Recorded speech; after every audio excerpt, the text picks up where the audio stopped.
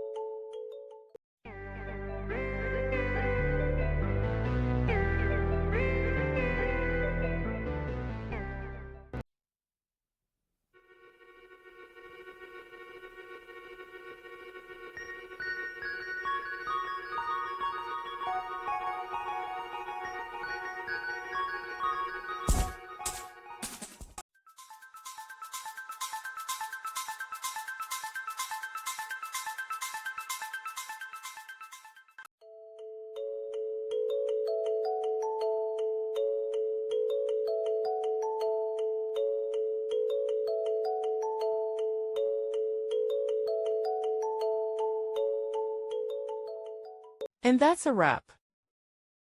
I hope you found the answer you were looking for. If you did, take a second to hit that subscribe button. It really helps out.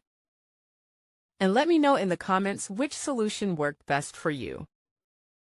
See you next time in the debug zone.